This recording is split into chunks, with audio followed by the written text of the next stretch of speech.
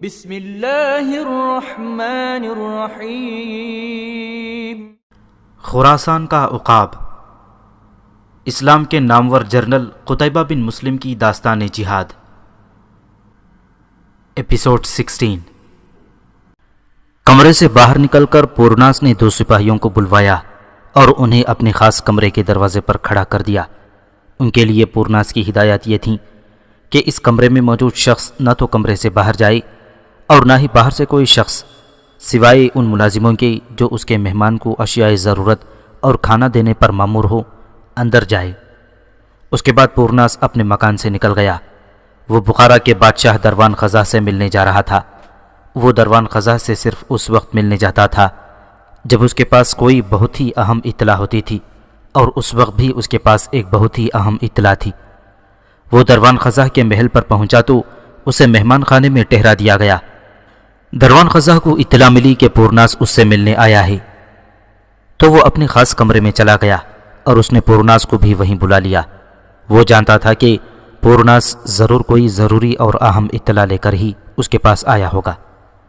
پورناس دروان خزاں کے خاص کمرے میں داخل ہوا تو دروان خزاں وہاں پہلے ہی موجود تھا۔ اسے وہاں موجود دیکھ کر پورناس نے جھک کر اسے سلام کیا۔ دروان خزاں نے اسے بیٹھنے کے لیے کہا تو وہ دروان خزاں کے سامنے والی نشست پر بیٹھ گیا۔ اگرچہ اس کمرے کی سجاوٹ معروف کرنے کی حد تک خوبصورت تھی، لیکن پورناس نے کبھی اس کی سجاوٹ کی طرف غور نہیں کیا تھا۔ شاید وہ اس چیز کا عادی ہو گیا تھا۔ کہو کیسے آئے پورناس؟ دروان خزاں نے سوال کیا۔ عالی پناہ، چند ضروری اطلاعات لے کر آیا ہوں، پورناس نے جواب دیا۔ کہو کیا اطلاعات ہیں میرے لیے؟ دروان خزاں نے کہا۔ علی جا، بخارا میں قتیبہ کے چند جاسوس موجود ہیں۔ پورناس نے جب یہ کہا تو دروان خزاں چونک اٹھا۔ مجھے ابھی ابھی اطلاع ملی ہے، لیکن کیا یہ اطلاع مستند ہے؟ دروان خزاں نے دوبارہ سوال کیا۔ ہاں محترم، یہ اطلاع اس حد تک مستند ہے جیسے یہ حقیقت ہے کہ اس وقت میں آپ کے سامنے بیٹھا ہوا ہوں، اور اگر یہ اطلاع مستند نہیں بھی ہے تو ہمیں اس پر توجہ ضرور دینی چاہیے، پورناس نے کہا۔ تو تم اس بارے میں مجھ سے ہدایات لینے آئے ہو؟ دروان خزاں نے پوچھا۔ نہیں عالی جا، میں آپ کو ایک خوشخبری سنانے آیا ہوں کہ قتیبہ نے اپنے 2 جاسوس بخارا بھیجے تھے۔ اس وقت وہ دونوں ہماری قید میں ہیں، پورناس نے جواب دیا تو دروان خزاں کے چہرے پر خوشی اور حیرت دونوں تاثرات بیک وقت ابھر آئے۔ وہ ایک درمیانے قد کا لیکن بھاری جسم کا آدمی تھا، کسی وجہ سے اس کا چہرہ بھی خاصا بھاری تھا، جس پر یہ دونوں تاثرات ایک ہی وقت میں نہایت موزیکا خیز لگ رہے تھے۔ تم نے خود انہیں پکڑا ہے؟ دروان خزاں نے پوچھا۔ ہاں جناب عالی، پورناس نے مؤدب لہجے میں جواب دیا۔ تم ان تک کس طرح پہنچے؟ دروان خزاں نے پوچھا تو جواب میں پورناس نے یونس کی آمد سے لے کر قتیبہ کے جاسوسوں کی گرفتاری تک کے تمام حالات دروان خزاں کو سنا دیے۔ اور عالی جاہ، پورناس نے کہا، میں نے یونس کو اپنے محل کے ایک کمرے میں نظر بند کر دیا ہے، لیکن اس کو یہ نہیں معلوم کہ میں نے اسے نظر بند کیا ہے، بلکہ میں نے اسے یہ تاثر دیا ہے کہ اس کی یہ نظر بندی احتیاط کے طور پر کی گئی ہے۔ اس کی یہ بات سن کر دروان خزاں تجسس آمیز نظروں سے اسے دیکھنے لگا۔ دروان خزاں نے اسے کچھ ہدایات دینے کے بعد رخصت کر دیا۔ یونس اگرچہ پورناس کے پاس مکمل آرام سے تھا، کسی قسم کی مشکل کا سامنا نہیں تھا، لیکن اس کے لیے سب سے بڑی پریشانی اس کی تنہائی اور ایک کمرے میں نظر بندی تھی۔ وہ اس کمرے سے باہر نہیں جا سکتا تھا، یہی اس کے لیے سب سے بڑا مسئلہ تھا۔ حالات سے خطرہ محسوس ہو رہا تھا۔ اس کمرے میں 4 دن ہو گئے تھے، لیکن ان 4 دنوں میں پورناس ایک بار بھی اس سے ملنے نہیں آیا تھا۔ اس نے کئی بار ملازموں کے ہاتھ پورناس کے لیے پیغام بھی بھجوایا تھا، لیکن اس پر بھی پورناس نہیں آیا تھا۔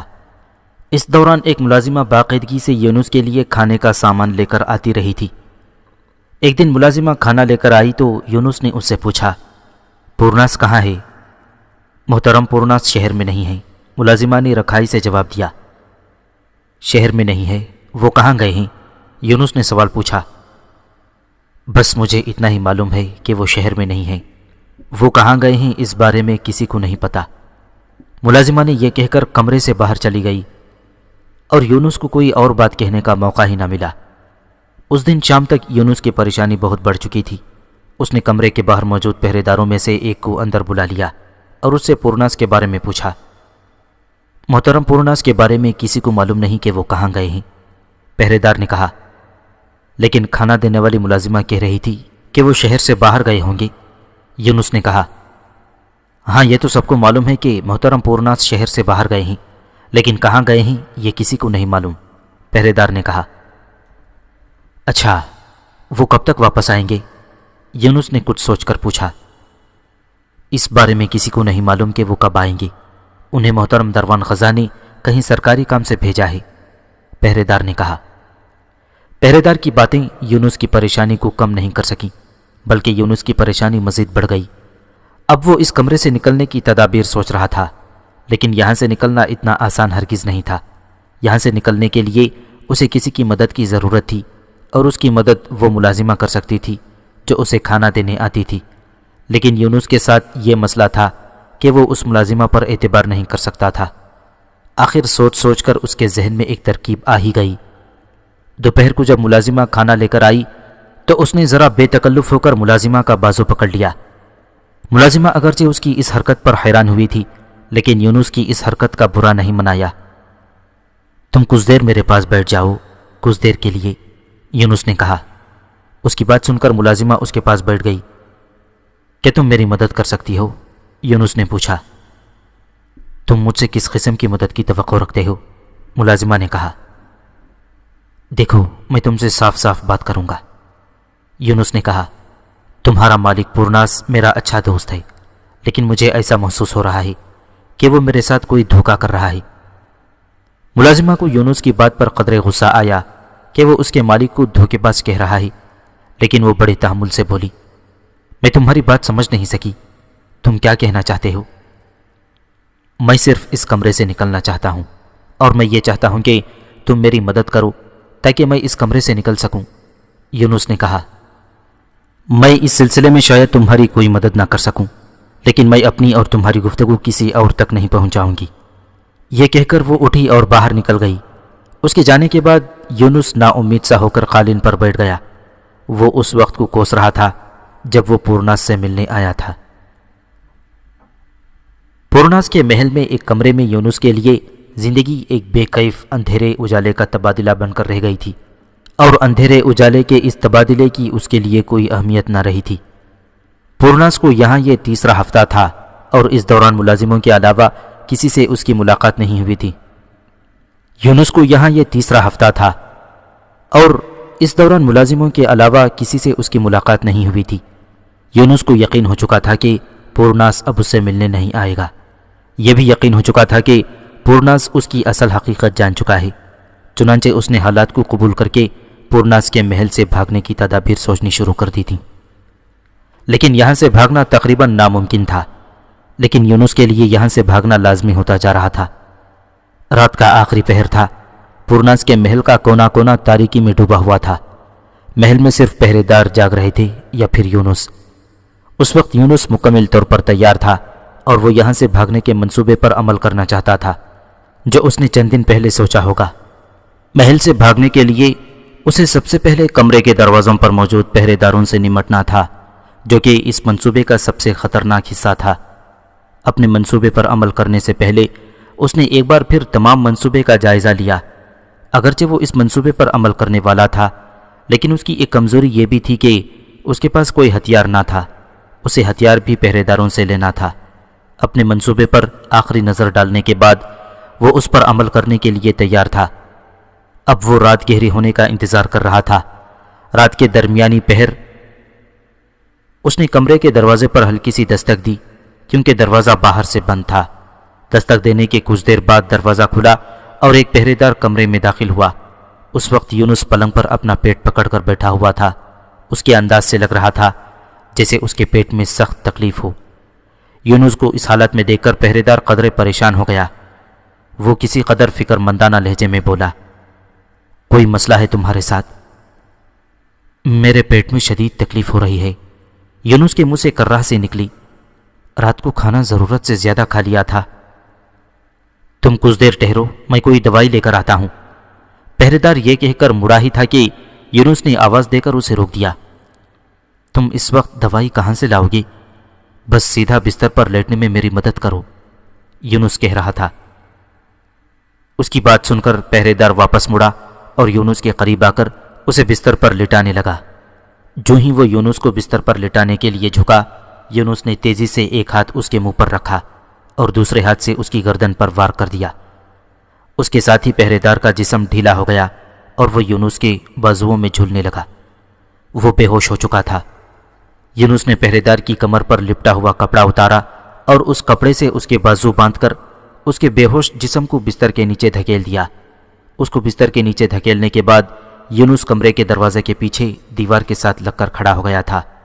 اندازہ تھا کہ جب پہلے پہرے دار کو کمرے سے باہر جانے میں دیر ہو جائے گی تو دوسرا پہرے دار ضرور کمرے میں آئے گا، اور ایسا ہی ہوا۔ اور جو ہی دوسرے پہرے دار نے کمرے میں جھانکا، یونس نے اسے اندر کھینچ لیا۔ ابھی وہ سنبھلا بھی نہیں تھا کہ جب یونس نے اس کی گردن پر ہتھیلی کا وار کر کے اسے بھی بے ہوش کر دیا۔ اسے بے ہوش کرنے کے بعد یونس نے اس کے کپڑے اتار کر خود پہن لیے اور اس کا تلوار نما خنجر کمر کے ساتھ باندھ کر وہ بھی محل کا پہرے دار لگ رہا تھا۔ اس نے کمرے کا دروازہ ذرا سا کھول کر باہر راہداری پر نظر ڈالی۔ راہداری تاریکی میں ڈوبی ہوئی تھی، جسے چند مشعلوں کی روشنی پاٹنے میں ناکام تھی۔ راہداری ویران تھی اور اس میں کوئی بھی نہیں تھا۔ یونس نے کمرے کا دروازہ کھولا اور راہداری میں نکل آنے کے بعد کمرے کا دروازہ باہر سے بند کر دیا۔ دروازہ بند کرنے کے بعد اس نے ایک دفعہ پھر راہداری میں نظر دوڑائی۔ وہاں کوئی بھی نہیں تھا۔ یہ دیکھ کر اسے قدرے اطمینان ہوا اور وہ پر اعتماد قدموں کے ساتھ ایک طرف بڑھ گیا۔ یہ وہی راستہ تھا جس سے اسے اس کمرے میں لایا گیا تھا۔ وہ اعتماد سے لیکن احتیاط کے ساتھ قدم اٹھا رہا تھا۔ چلتے چلتے وہ راہداری کے آخری کونے پر پہنچ گیا۔ اس آخری کونے پر ایک دروازہ تھا جو صحن میں کھلتا تھا۔ اس نے اپنے آپ کو دیوار کے ساتھ لگا لیا اور دروازے کے اوٹ سے جھانک کر صحن میں دیکھا۔ تمام صحن میں اندھیرا چھایا ہوا تھا۔ صرف صحن کے وسط میں چند مشعلیں جل رہی تھیں جو کہ صحن کی وسعت کی وجہ سے اندھیرے کو پاٹنے میں ناکام تھیں۔ صحن میں مشعلوں کے قریب دو آدمی نیم غنودگی کے عالم میں بیٹھے ہوئے تھے۔ جس جگہ راہداری کھلتی تھی وہاں مکمل طور پر اندھیرا تھا، اس لیے یونس کے لیے یہاں سے نکلنا خطرناک نہیں تھا۔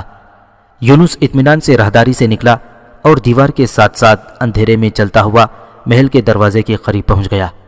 اس کا ارادہ تھا کہ وہ صدر دروازہ کھول کر باہر نکل جائے، لیکن وہاں پہنچ کر اسے اپنی غلطی کا احساس ہوا، کیونکہ صدر دروازے پر پہرے دار چوکس موجود تھے۔ اگرچہ یہ صورتحال یونس کے لیے اچانک تھی، لیکن اس نے اپنے حواس بحال رکھے اور دیوار کے ساتھ ساتھ چلتا ہوا واپس راہداری کے دروازے تک آ گیا تھا۔ وہ راہداری پر رکا نہیں بلکہ چلتا ہوا دوسری طرف نکل گیا۔ چونکہ وہ اندھیرے میں تھا اس لیے کسی کو نظر نہیں آ سکتا تھا۔ وہ کچھ آگے گیا تو یہاں محل کی عمارت ختم ہو رہی تھی اور یہاں سے ایک راستہ محل کی پچھلی طرف جاتا تھا۔ اس نے احتیاط سے ادھر دیکھا تو وہاں کوئی نہیں تھا۔ یہ راستہ بھی اندھیرے میں ڈوبا ہوا تھا۔ یونس اس طرف مڑ گیا۔ یونس کو جلدی اندازہ ہو گیا کہ راستہ محل کے استبل کی طرف جاتا ہے، کیونکہ وقفے وقفے سے گھوڑوں کی ہلکی ہلکی ہنہناہٹ اس بات کی خبر دے رہی تھی۔ کچھ مزید چلنے کے بعد وہ استبل کے سامنے تھا۔ استبل میں ہلکی ہلکی روشنی تھی اور اس وجہ سے ارد گرد کی جگہ بھی قدرے روشن تھی۔ اس روشنی میں اسے استبل سے کچھ دور ایک بھگی نظر آئی۔ بھگی کو دیکھ کر اسے یاد آیا کہ یہ پورناس کی ذاتی بھگی ہے۔ یہ خیال آتے ہی اس کے ذہن نے فوراً ایک منصوبہ ترتیب دے لیا۔ اسے یہ اندازہ تو پہلے ہی تھا کہ پورناس اس محل میں ہی موجود ہے، اور بھگی کو دیکھ کر یہ اندازہ یقین میں بدل گیا تھا۔ اس نے ادھر ادھر دیکھا، وہاں کوئی نہیں تھا۔ ارد گرد کسی کو نہ پا کر وہ اوٹ سے نکلا اور بھگی کے نیچے لیٹ گیا۔ بھگی کے نیچے لیٹنے کے بعد اس نے بھگی کے نیچے اگلے حصے میں نکلنے والے پہیے کی سلاخ کے اوپر اپنی ٹانگیں رکھیں اور پچھلے حصے کے پہیوں کی سلاخ کو پکڑ کر اپنے آپ کو اوپر کھینچ لیا۔ اب وہ محفوظ جگہ پر تھا۔ اب صبح کی روشنی میں بھی کوئی اسے بھگی کے نیچے نہیں دیکھ سکتا تھا۔ اگرچہ اس طرح بھگی کے نیچے لیٹنا ایک صبر آزما کام تھا، لیکن اس محل سے نکلنے کا اس سے محفوظ طریقہ اور کوئی نہیں تھا۔ صبح جب ملازمہ یونس کے لیے کھانا لے کر گئی تو اس نے کمرے میں یونس کے بجائے دونوں پہرے داروں کو بے ہوش پایا۔ یہ صورتحال ملازمہ کے لیے اچانک اور خوفناک تھی، کیونکہ وہ جانتی تھی کہ یونس کا اس طرح اس کمرے سے بھاگ جانے کو پورناس کبھی برداشت نہیں کرے گا اور وہ محل کے تمام ملازموں کو اس کی سزا دے گا۔ لیکن یہ اطلاع بہرحال پورناس تک پہنچنی لازمی تھی، چنانچہ وہ ڈرتی ڈرتی پورناس کے پاس گئی اور اسے تمام صورتحال سے آگاہ کر دیا۔ یہ تمام صورتحال پورناس کے لیے انتہائی اچانک تھی۔ کچھ غصے اور کچھ حیرت سے اس کے منہ سے بات نہیں نکل رہی تھی۔ وہ تمام پہرے داروں کے لیے اس وقت مصیبت بنا ہوا تھا۔ اس نے رات کے پہرے پر مامور تمام پہرے داروں کو معطل کر کے تفتیش کے لیے اپنے نائب کے حوالے کر دیا تھا۔ اس کا خیال تھا کہ یونس کا اس محل سے بھاگ جانا صرف اسی صورت میں ممکن تھا کہ جب پہرے داروں میں سے کوئی اس کے ساتھ ملا ہوا تھا۔ اسے سب سے زیادہ شک رات کے پہرے داروں کے کمانڈر پر تھا، اس لیے اس نے اپنے نائب کو خاص طور پر اس بارے میں حکم دیا تھا۔ ان تمام اقدامات کے علاوہ اس نے محل کی تلاشی کے لیے اپنے ملازموں کو بھی بلوا لیا تھا، جو کہ محل کے کونے کونے کو چھان رہے تھے، کیونکہ پورناس کا ایک خیال یہ بھی تھا کہ یونس اسی محل میں کسی جگہ چھپا ہوا ہے۔ آخر محل میں یونس کی تلاشی سے تنگ آ کر پورناس نے اپنی بھگی نکالنے کا حکم دیا۔ وہ کہیں جا رہا تھا، لیکن وہ کہاں جا رہا تھا اس کے بارے میں اس نے کسی کو نہیں بتایا تھا، بلکہ اس نے اپنے محافظ دستے کو بھی حکم دیا تھا کہ وہ محل میں رک کر پورناس کی واپسی کا انتظار کرے۔ جلد ہی پورناس کو اطلاع ملی کہ اس کی بھگی تیار ہے۔ اس اطلاع کے ملتے ہی وہ محل سے باہر آیا اور بھگی پر سوار ہو کر محل سے نکل گیا۔ اس نے بھگی کے کوچوان کو بھی ساتھ نہیں لیا تھا، بلکہ وہ خود ہی بھگی چلا رہا تھا۔ بھگی کے آگے 4 تندرست سفید گھوڑے ہوا کی رفتار سے چلے جا رہے تھے اور وہ پورناس کے اشاروں پر مکمل طور پر عمل کر رہے تھے۔ پورناس کا رخ قلعے سے باہر تھا۔ جلد ہی وہ قلعے سے باہر نکل گیا۔ جب وہ قلعے سے اتنی دور نکل گیا کہ نہ تو قلعے سے اس کی بھگی نظر آ سکتی تھی اور نہ ہی وہ قلعے کو دیکھ سکتا تھا، تو اس نے بھگی روک لی۔ اس نے ایک دفعہ پیچھے مڑ کر دیکھا، پھر وہ کچھ دیر اپنی طرف دیکھتا رہا۔ اس کے انداز سے لگ رہا تھا جیسے وہ کچھ سوچ رہا تھا۔ پھر اس نے بھگی چلا دی، لیکن اب اس نے بھگی کو دوڑایا نہیں تھا، بلکہ گھوڑوں کو ہلکی رفتار پر چلا دیا تھا۔ یہ علاقہ ٹیلوں پر مشتمل تھا۔ جس وقت پورناس نے بھگی کو روکا تھا، یونس نے بھگی کے پہیوں کی سلاخوں سے ٹانگیں نکال کر اپنے آپ کو زمین پر لگا لیا۔ جب پورناس نے بھگی کو دوبارہ چلایا تو اس وقت وہ زمین پر ساکت لیٹا ہوا تھا۔ جب پورناس بھگی کو چلاتا ہوا کچھ دور نکل گیا تو یونس احتیاط سے اٹھا اور قریب موجود ایک ٹیلے کے پیچھے چھپ گیا۔ جب پورناس یونس کی نظروں سے اوچھل ہو گیا تو یونس ٹیلے کے پیچھے سے نکلا۔ اس کا رخ قلعے کے قریب ایک بستی کی طرف تھا۔ بستی کے قریب پہنچ کر یونس نے اپنی کمر کے گرد کپڑا لپٹا ہوا کھولا اور اسے سر پر اس طرح باندھ لیا کہ اس سے اس کا منہ بھی کسی حد تک چھپ گیا تھا۔ قصبے میں داخل ہونے کے بعد یونس کچھ دیر مختلف گلیوں میں بلا مقصد گھومتا پھر رہا تھا۔ اس سے اس کا مقصد حالات کا جائزہ لینا تھا۔ پھر وہ اس گھر کے سامنے رک گیا تھا اور اس نے دروازے پر دستک دی۔ کچھ دیر بعد دروازہ کھلا اور وہ اندر داخل ہو گیا۔ اندر داخل ہو کر یونس نے فوراً اندر سے دروازہ بند کر دیا۔ وہ دروازہ بند کر کے مڑا تو اس کے سامنے زرار بن حسین کھڑا تھا۔ تجھے یہاں دیکھ کر حیرت ہو رہی ہے؟ زرار نے یونس کو دیکھ کر کچھ حیرت اور کچھ خوشی کے ملے جلے لہجے میں کہا۔ میرا یہاں تک پہنچ جانا ایک معجزہ ہے، یونس نے کہا، نہیں تو میں جس طرح پھنس گیا تھا میرا نکلنا ممکن نہیں تھا۔ زرار یونس کو اندر والے کمرے میں لے گیا۔ تجھے پتا ہے تیرے جانے کے بعد کیا ہوا؟ زرار نے یونس سے سوال کیا۔ نہیں، کیا ہوا اور بھلا میں جان بھی کیسے سکتا ہوں؟ یونس نے کہا، تیرے جانے کے بعد ابو موسیٰ بھی پکڑا گیا ہے، اب وہ بخارا کے کسی قید خانے میں بند ہوگا۔ زرار بن حسین نے کہا، اور کیا تجھے معلوم ہے اسے کس نے پکڑا ہے؟ نہیں، یونس نے سر ہلاتے ہوئے کہا، اسے پکڑنے والا وہی ہے جس کے پاس تجھے بھیجا گیا تھا۔ زرار بن حسین نے کہا، پورناس؟ یونس حیرت زدہ ہو کر بولا، پورناس نے اسے پکڑا ہے؟ ہاں، پورناس نے اسے گرفتار کیا ہے۔ زرار بن حسین نے کہا، اسے تجھ پر شک ہو گیا تھا، اس لیے اس نے تیرے بارے میں تحقیق کی اور اس طرح وہ ابو موسیٰ تک پہنچ گیا۔ میں اس کی نظر میں اس لیے نہیں آ سکا تھا کیونکہ میں اس تمام مہم میں درپردہ تھا، اور مجھے درپردہ بھی اسی پورناس کی وجہ سے جانا پڑا تھا کیونکہ وہ مجھے مرو میں دیکھ چکا تھا۔ یہ تمام باتیں مجھے اپنی تحقیق کے نتیجے میں معلوم ہوئی ہیں، لیکن حیرت کی بات تو یہ ہے کہ پورناس کو مجھ پر شک کیسے ہوا؟ میرے ساتھ اس کی دوستی بہت گہری تھی۔ یونس نے کہا، نہیں، اس سے تمہاری دوستی کا تعلق نہیں، بلکہ ہمارے منصوبے میں کہیں نہ کہیں کوئی خامی رہ گئی تھی۔ اور اس خامی کو پورناس نے دیکھ لیا تھا اور اس کو تم پر شک گزرا، چنانچہ اس نے اپنے شک کو رفع کرنے کے لیے چھان بین کی اور وہ ابو موسیٰ تک پہنچنے میں کامیاب ہو گیا۔ زرار بن حسین نے گویا وضاحت کر دی۔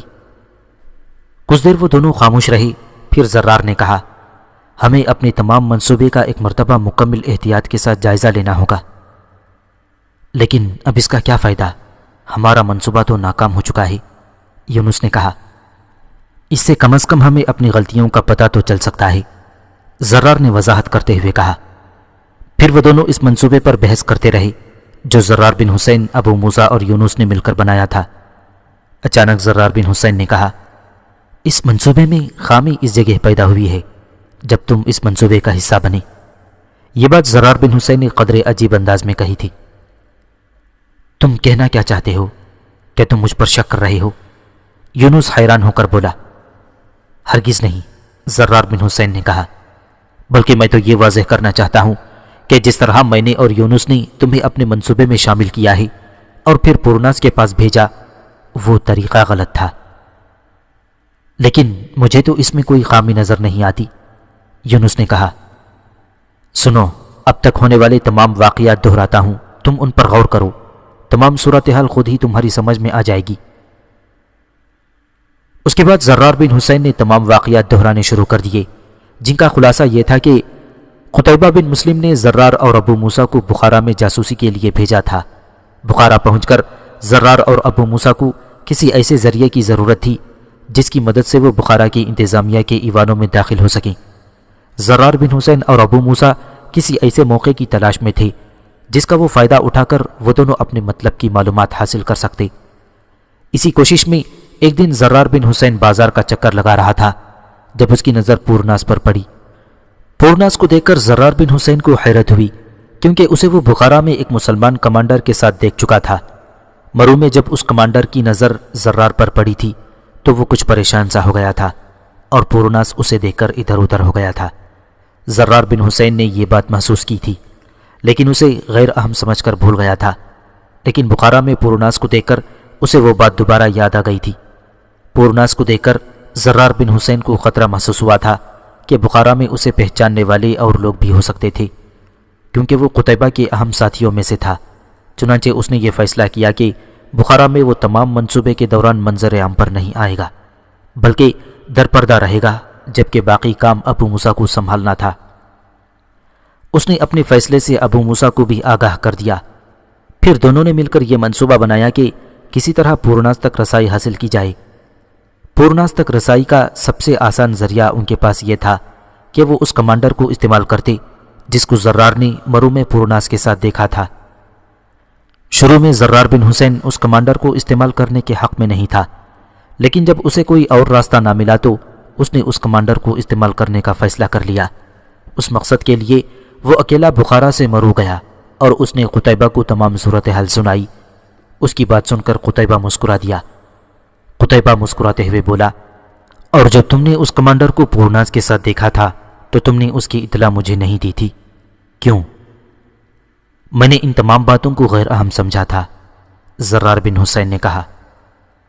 اور اب تم اس کمانڈر کو اپنے منصوبے میں استعمال کرنا چاہتے ہو جو پہلے ہی بخارا کی حکومت کے ساتھ مل کر ہمارے ساتھ غداری کر رہا ہے، قتیبہ بن مسلم نے کہا۔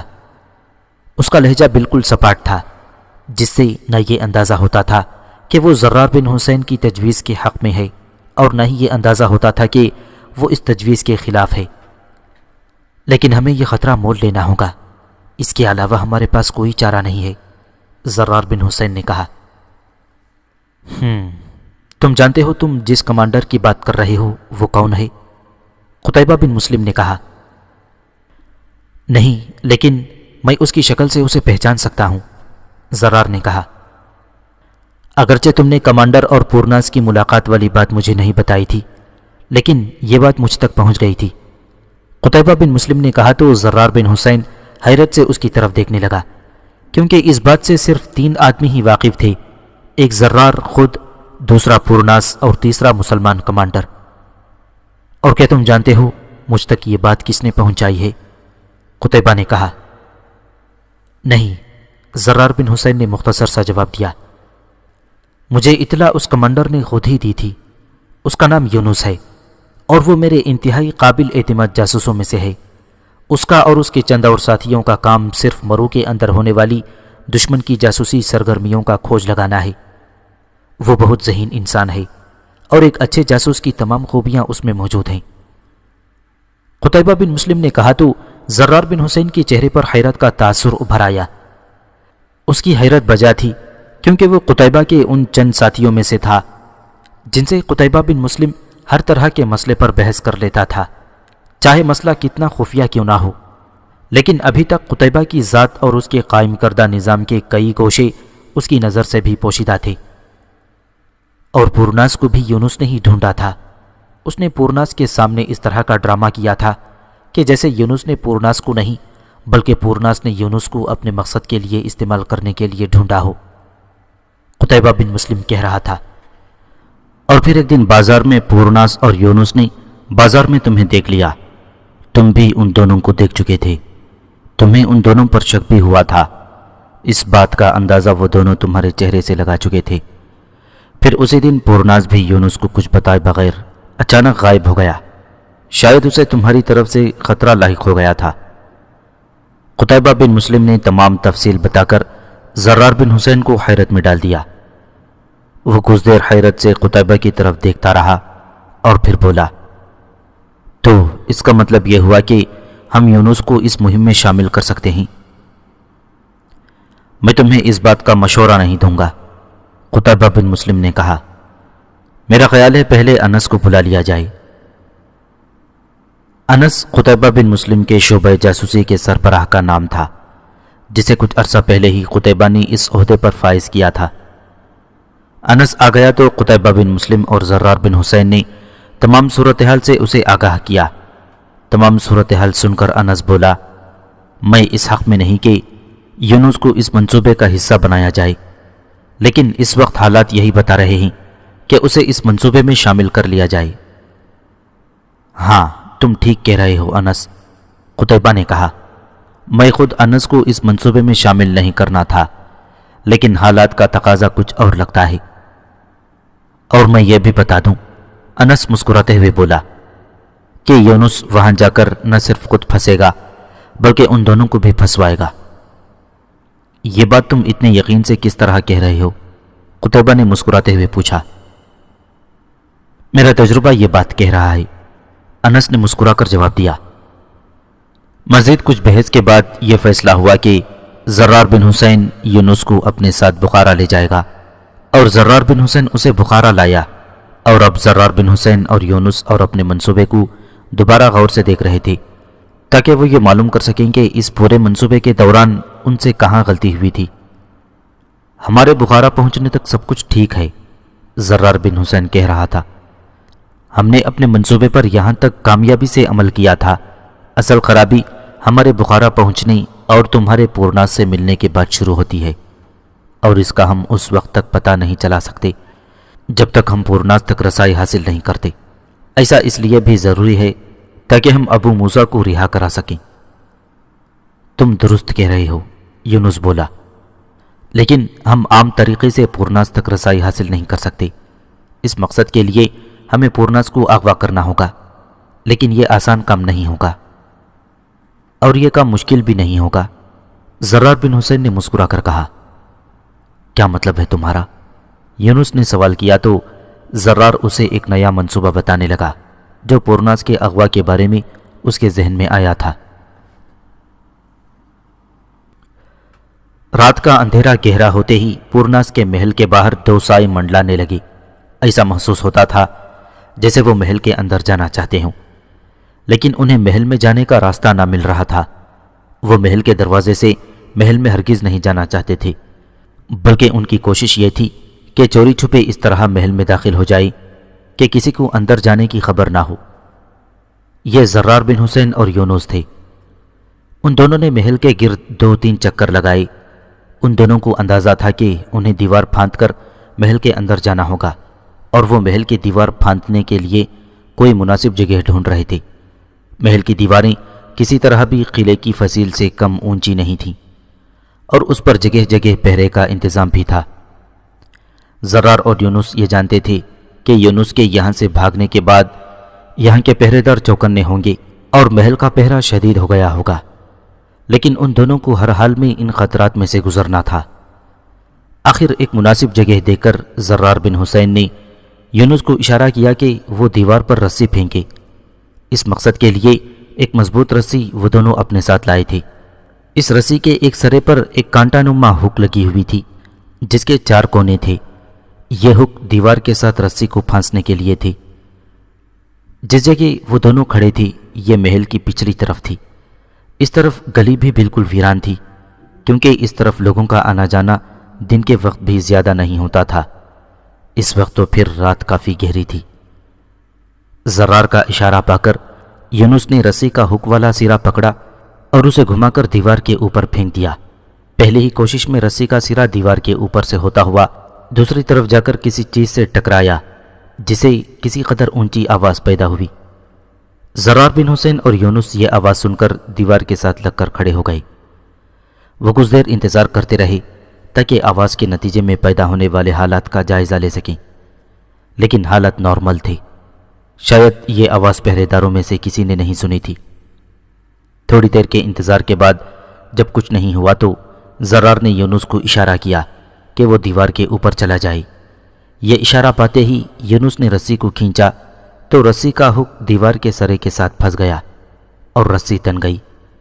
یونس رسی کی مدد سے دیوار پر چڑھ گیا۔ یونس کے بعد زرار بن حسین بھی دیوار پر چڑھ گئے۔ اوپر سے دیوار کم از کم 2 میٹر چوڑی تھی اور اس پر 2 گھڑ سوار پہلو با پہلو چل سکتے تھے۔ جس جگہ وہ دونوں چڑھے تھے وہاں کوئی نہ تھا۔ وہ دونوں بغیر وقت ضائع کیے دوسری طرف نیچے اتر گئے۔ دیوار کے اس طرف مکمل اندھیرا تھا اور یہاں بھی کوئی نہ تھا، لیکن وہ صحن کے وسط میں پہرے داروں کو دیکھ سکتے تھے۔ ان پہرے داروں سے ان دونوں کو زیادہ خطرہ نہیں تھا، کیونکہ وہ دونوں صحن کے اندھیرے حصے میں تھے اور اس بات کے مواقع کم تھے کہ انہیں دیکھ لیا جائے گا۔ زرار کے لیے یہ بہت عجیب بات تھی کہ صحن کی دیوار کے ساتھ ساتھ بالکل ہی اندھیرا تھا، جبکہ روشنی صحن کے وسط میں تھی اور وہ بھی اتنی تھوڑی کہ صحن کی وسعت کے لحاظ سے ناکافی تھی۔ ان دونوں کو اصل خطرہ محل کے اندر موجود پہرے داروں سے تھا، اور محل کے اندر ذرا سے بھی غلطی ان دونوں کے لیے نقصان کا باعث بن سکتی تھی۔ تم ادھر ہی ٹھہرو، میں ابھی آتا ہوں۔ زرار بن حسین نے یونس کے کان میں سرگوشی کی اور محل کی عمارت کی طرف بڑھ گیا۔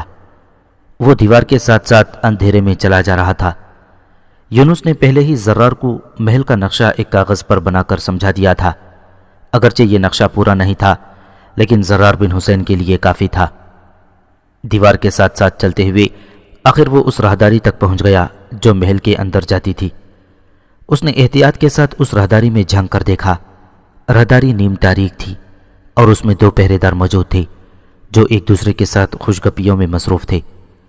زرار بن حسین ان دونوں کے ہلکے ہلکے قہقہے سن سکتا تھا۔ وہ دونوں چلتے ہوئے راہداری کے دروازے کی طرف ہی آ رہے تھے۔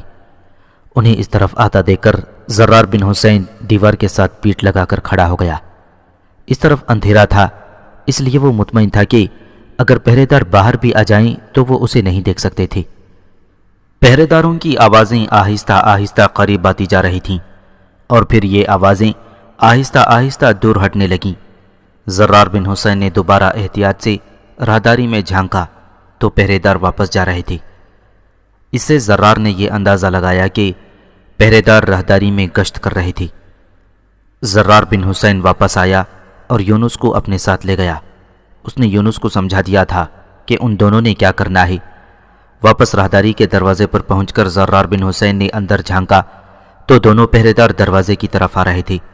جو ہی دونوں پہرے دار مڑے، زرار اور یونس خاموشی سے راہداری میں داخل ہو گئی اور دونوں نے ایک ایک آدمی کو پیچھے سے اس طرح پکڑ لیا کہ ان دونوں کے دونوں ہاتھ پہرے داروں کے منہ پر تھے تاکہ پہرے داروں کے منہ سے کوئی آواز نہ نکل سکے، اور پھر فوراً ہی دونوں نے پہرے داروں کی گردنوں پر ہاتھ سے وار کر کے انہیں بے ہوش کر دیا۔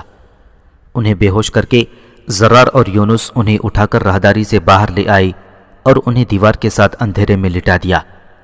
اسی کام سے فارغ ہو کر وہ دونوں دوبارہ راہداری میں داخل ہو گئے۔ راہداری کے دوسرے سرے پر پہنچ کر دونوں رک گئے۔ یہاں سے ایک اور راہداری نکلتی تھی جس کے دوسرے سرے پر محل کی بالائی منزل پر جانے کے لیے سیڑھیاں تھیں۔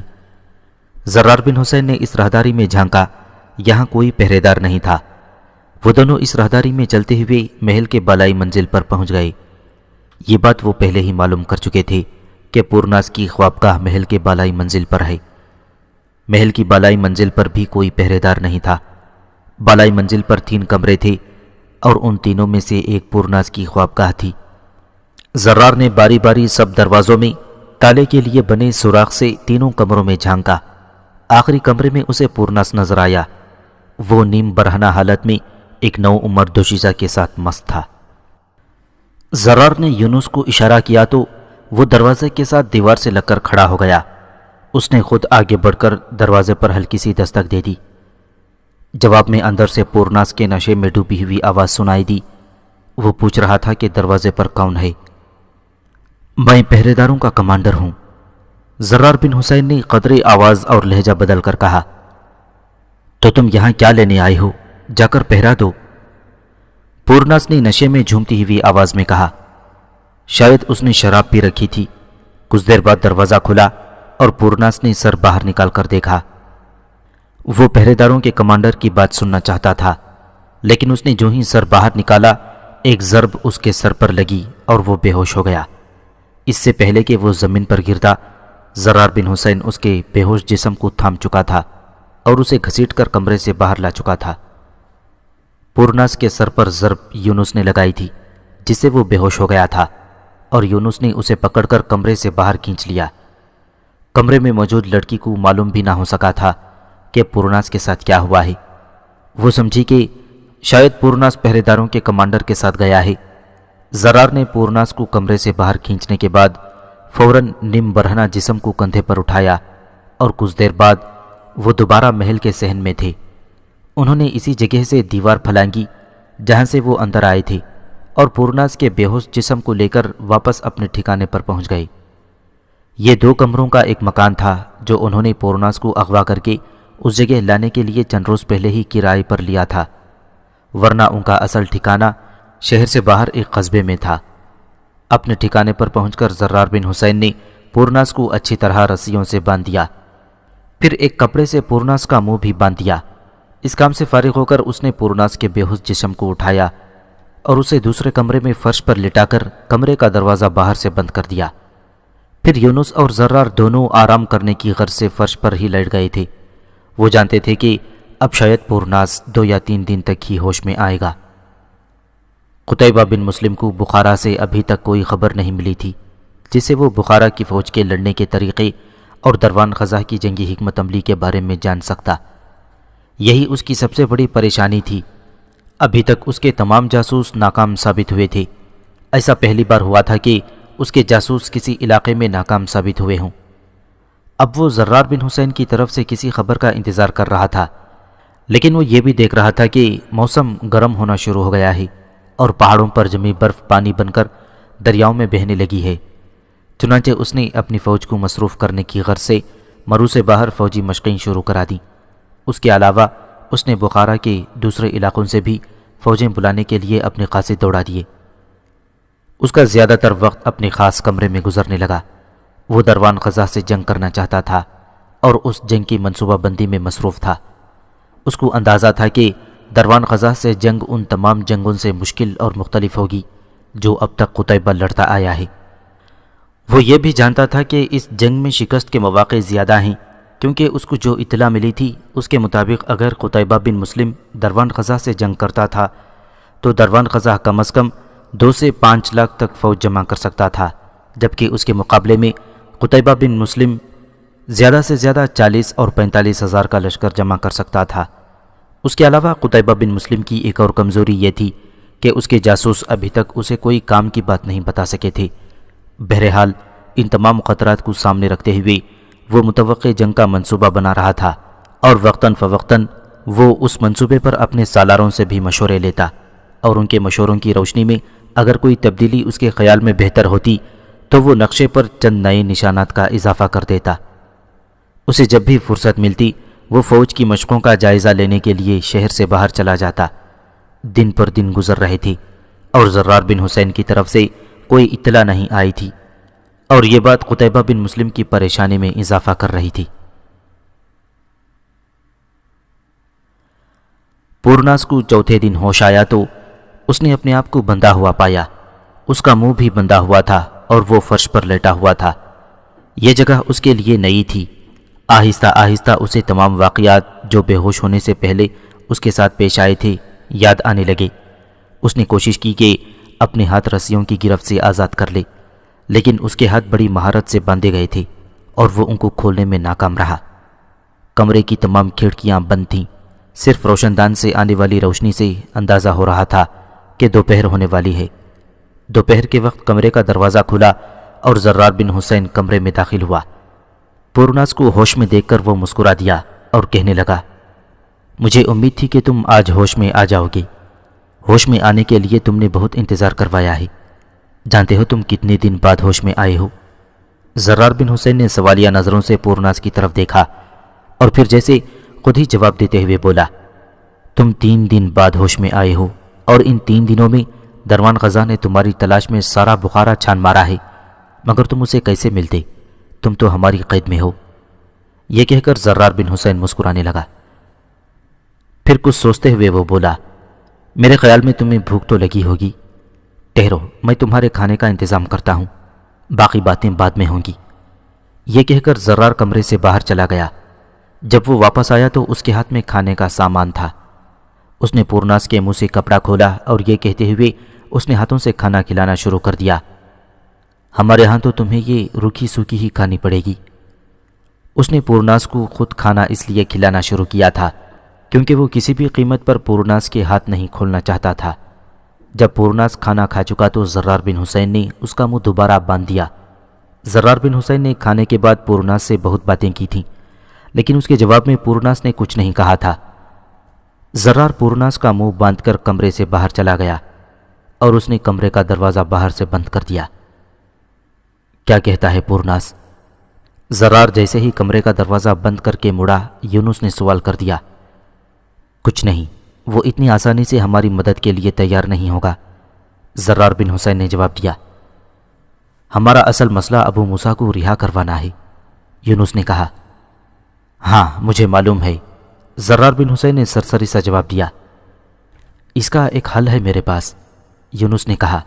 ابھی ہمیں چاہیے کہ پورناس سے صرف یہ معلوم کریں کہ ابو موسیٰ کو کہاں رکھا گیا ہے، باقی باتیں اس سے بعد میں بھی معلوم کی جا سکتی ہیں۔ اس کی بات زرار بن حسین کو پسند آئی۔ اس نے اس مشورے پر عمل کرنے کے لیے فیصلہ کر لیا۔ رات کو زرار بن حسین نے دوبارہ پورناس کو خود کھانا کھلایا۔ کھانا کھلانے کے بعد زرار بن حسین نے کہا، پورناس، کیا تم بتا سکتے ہو کہ ہمارے ساتھی کو کہاں رکھا گیا ہے؟ کون سے تمہارے ساتھی کو؟ پورناس نے حیران ہو کر پوچھا۔ ہاں، ہمارے ساتھی کو جسے تم نے چند ہفتے پہلے پکڑا تھا، اس کا نام ابو موسیٰ ہے، زرار بن حسین بولا۔ تو تم ابو موسیٰ کے ساتھی ہو؟ پورناس مسکرا دیا۔ ابو موسیٰ بخارا میں ہے اور بالکل اطمینان سے ہے۔ وہ سمجھ رہا تھا کہ زرار بن حسین اسے بخارا سے کسی دوسرے شہر لے آئے ہیں۔ اطمینان سے تو تم بھی ہو، مگر میں یہ پوچھ رہا ہوں کہ وہ بخارا میں کس جگہ ہے؟ اسے بخارا کے قید خانے میں خاص حصے میں رکھا گیا ہے، پورناس بولا۔ اس حصے میں ہم لوگ صرف دشمن کے جاسوس یا اہم جنگی قیدیوں کو رکھتے ہیں۔ یہاں ان پر کوئی ظلم یا تشدد نہیں کیا جاتا، بلکہ صرف پیار سے ان کا ذہن بدلا جاتا ہے۔ یہ کہہ کر پورناس مسکرانے لگا۔ لیکن یہ یاد رکھو کہ ہم لوگ پیار سے دشمن کا ذہن بدلنے کے عادی نہیں ہیں، زرار بولا۔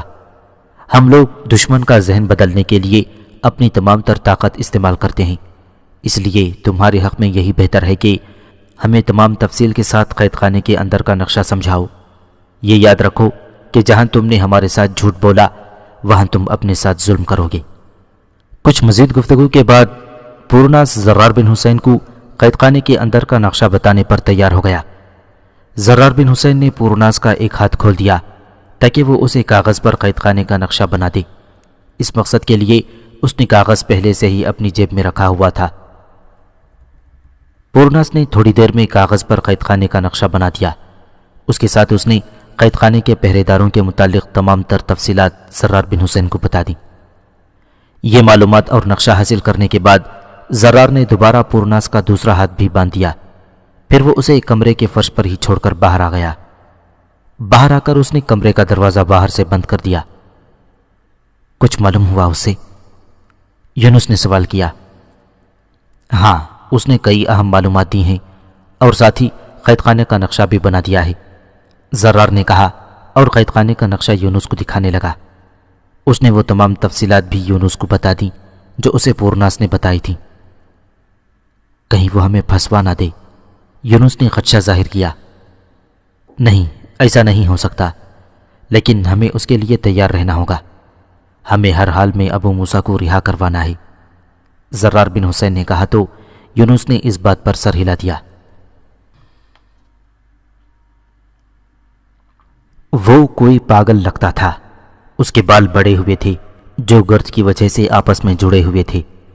اس کے منہ سے رال ٹپک رہی تھی اور لوگ اس کو دیکھ کر کسی قدر نفرت کا اظہار کر رہے تھے. اس کے چلنے کا انداز بھی بڑا موزیقہ خیز تھا. وہ دونوں ٹانگوں کو کھول کر ایسے چل رہا تھا کہ پہلے وہ ایک جھٹکے سے اپنا تمام وزن ایک ٹانگ پر ڈالتا اور پھر دوسری ٹانگ آگے بڑھا کر ایک جھٹکے سے تمام وزن اس پر ڈال دیتا. وہ قید خانے کے سامنے سے گزر رہا تھا جب قید خانے کے دروازوں پر موجود ایک سپاہی نے اسے دھتکارا. اس نے جواب میں کچھ نہ کہا بلکہ حسرت کے ساتھ اس سپاہی کی طرف دیکھنے لگا. اس وقت تمام جہان کی حسرت اس کے چہرے پر سمٹ آئی تھی. یہ دیکھ کر اس سپاہی کو جس نے اسے دھتکارا تھا اس پاگل پر ترس آ گیا تھا. وہ اس پاگل کو لے کر قید خانے کے دروازے پر موجود چوکی میں آ گیا. کیا نام ہے تمہارا؟ سپاہی نے ہمدردانہ لہجے میں پوچھا. میں نہیں بتاؤں گا، تم مجھے مارو گے، پاگل نے ایک دم خوفزدہ سا ہو کر کہا. نہیں، میں تمہیں نہیں ماروں گا، تم تو بہت اچھے ہو، سپاہی نے کہا. میں اچھا ہوں؟ پاگل نے حیرت سے کہا. تم جھوٹ بولتے ہو، تم لوگ کہتے ہو میں گندا ہوں. سب لوگ جھوٹ نہیں بولتے، تم بہت اچھے ہو، مجھے اپنا نام بتاؤ، سپاہی نے دوبارہ پوچھا. میرا نام؟ پاگل نے کچھ سوچتے ہوئے کہا. وہ کچھ گھبرایا ہوا بھی تھا. میرا نام پورس ہے. پورس، کھانا کھاؤ گے؟ سپاہی نے پوچھا. کھانے کا نام سن کر پورس کے چہرے پر روشنی دوڑ آئی اور اس نے منہ سے جواب دینے کے بجائے زور سے سر کو ہلا کر ہاں کہا تو سپاہی اٹھ کر بیرک سے باہر چلا گیا. جب وہ واپس آیا تو اس کے ہاتھ میں کھانے کا سامان تھا جو اس نے پورس کے آگے رکھ دیا. کھانا دیکھ کر پورس بالکل بے ڈھنگے انداز میں کھانے پر ٹوٹ پڑا. اس کے انداز سے لگ رہا تھا کہ اس نے کئی دنوں سے کھانا نہیں کھایا ہے. جب وہ کھانا کھا چکا تو وہ اپنی انگلیاں چاٹنے لگا. اسے ایسے کرتے دیکھ کر سپاہی کو اس سے نفرت محسوس ہو رہی تھی، لیکن وہ انسانی ہمدردی کے تحت کچھ نہ بولا. جب اس پاگل کو یقین ہو گیا کہ اب اس کی انگلیوں کے ساتھ کھانے کی کوئی چیز نہیں لگی رہ گئی ہے تو اس نے انگلیاں چاٹنا بند کر دیں اور اپنے میلے کچیلے کپڑوں سے اپنے ہاتھ صاف کر لیے. یہ کون سی جگہ ہے؟ پاگل نے احمقوں کی طرح سوال کیا. یہ بخارا کا قید خانہ ہے، سپاہی نے جواب دیا. تو میں اس وقت بخارا میں ہوں، لیکن مجھے تو سمرقند میں ہونا چاہیے تھا. وہاں پر تاجر میرا انتظار کر رہے ہوں گے، ہم نے وہاں تجارت کا سامان فروخت کرنا ہے. وہ بے مقصد ہی بولے جا رہا تھا. کیا تم مجھے سمرقند چھوڑنے چلو گے؟ اس نے سپاہی سے سوال کر دیا. ہاں ہاں، کیوں نہیں، اس نے پاگل کا دل رکھنے کے لیے کہا. تم یہاں کیا کرتے ہو؟ پاگل نے پھر سوال کیا. میں اس قید خانے کا داروغہ ہوں، اس سپاہی نے جواب دیا. پھر وہ خود ہی بولا. چلو آؤ تمہیں سمرقند چھوڑاؤں. اس کی یہ بات سن کر پاگل خوشی سے ناچنے لگا اور پھر سپاہی کے ساتھ چوکی سے باہر آ گیا. سپاہی جو کہ قید خانے کا داروغہ تھا پاگل کے ساتھ چل پڑا. اسے اس پاگل پر ترس آ رہا تھا کیونکہ اس نے پہلی دفعہ اتنے وجیحہ نوجوان کو اس حالت میں دیکھا تھا. پاگل داروغہ کو مختلف گلیوں سے گزارتا ہوا ایک مکان کے سامنے جا رکا. میرے ساتھ اندر چلو گے؟ پاگل نے کہا تو داروغہ نے سر ہلا دیا اور اس کے ساتھ مکان کے اندر داخل ہو گیا. جو ہی وہ دونوں مکان میں داخل ہوئے کسی نے دروازہ اندر سے بند کر دیا. داروغہ حیران ہو کر مڑا. اس سے پہلے کہ وہ کچھ کرتا ایک تلوار اس کی شہرک کے ساتھ لگ چکی تھی. خاموشی سے بیٹھ جاؤ اور اپنے ہاتھ سر کے اوپر رکھ لو، اسی پاگل کی آواز تھی. یہ سب کیا ہے؟ داروغہ نے حیرت سے کہا۔ تمہیں جو کہا جا رہا ہے وہی کرو، پاگل نے پھر کہا تو داروغہ گھٹنوں کے بل زمین پر بیٹھ گیا اور اس نے ہاتھ اپنے سر سے اوپر کر لیے۔ یونس، تم اندر سے رسی ڈھونڈ کر لاؤ، پاگل نے کہا، جو کہ دراصل زرار بن حسین تھا اور اب تک وہ اپنی تلوار نکال کر داروغہ کی گردن پر رکھ چکا تھا۔ اس نے بڑی مہارت سے اداکاری کی تھی، اسے دیکھ کر یہ نہیں لگتا تھا کہ وہ اداکاری کر رہا ہے۔ کچھ دیر بعد یونس اندر سے رسی لے آیا اور دونوں نے مل کر داروغہ کے ہاتھ اور پاؤں باندھ دیے تھے۔ تم نے میرے ساتھ اچھا سلوک کیا تھا، زرار بن حسین نے ہنستے ہوئے کہا۔ اگرچہ میں پاگل نہیں تھا، لیکن تم نے مجھے پاگل سمجھ کر میرے ساتھ بہترین سلوک کیا تھا، اس لیے ہم بھی تمہارے ساتھ کوئی زیادتی نہیں کریں گے۔ تم کیا چاہتے ہو؟ داروغہ نے پوچھا۔ ہم صرف تمہاری مدد چاہتے ہیں، یونس نے کہا۔ لیکن یہ مدد حاصل کرنے کا کون سا طریقہ ہے؟ داروغہ نے کہا۔ جو کام ہم تم سے لینا چاہتے ہیں اس کا یہ سب سے آسان طریقہ ہے۔ قید خانے کے خاص حصے میں ہمارا ایک ساتھی قید ہے، اس کا نام ابو موسیٰ ہے، ہم اسے آزاد کروانا چاہتے ہیں، تم اس سلسلے میں ہماری مدد کرو گے؟ زرار بن حسین نے کہا، اور اگر تم نے ہماری مدد نہ کی تو نتائج کی ذمہ داری تم پر ہی ہوگی۔ لیکن میں یہ کام نہیں کر سکتا، داروغہ نے کہا۔ اگر میں پکڑا گیا تو میرے ساتھ بہت برا سلوک کیا جائے گا۔ تم پر کوئی گرفت نہیں کر سکے گا، ہم تمہاری حفاظت کی ذمہ داری لیتے ہیں، اور ہاں یاد رکھو، اگر تم نے ہمارا کام نہ کیا تو ہم تمہارے خاندان کی حفاظت کی ذمہ داری نہیں لے سکتے۔ زرار بن حسین نے کہا تو داروغہ کسی قدر خوفزدہ ہو گیا۔ کچھ دیر کمرے میں خاموشی رہی، پھر زرار بن حسین نے جیب سے ایک خط نکال کر داروغہ کی آنکھوں کے سامنے کر دیا اور اسے پڑھنے کو کہا۔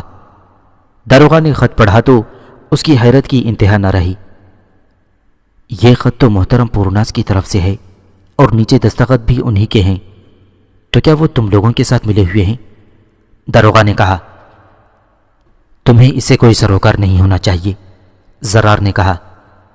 اس خط میں جو زرار نے داروغہ کو دکھایا تھا، پورناس کی طرف سے داروغہ کے لیے یہ حکم تھا کہ وہ ابو موسیٰ کو خفیہ طریقے سے بھگا کر زرار بن حسین کے حوالے کر دے۔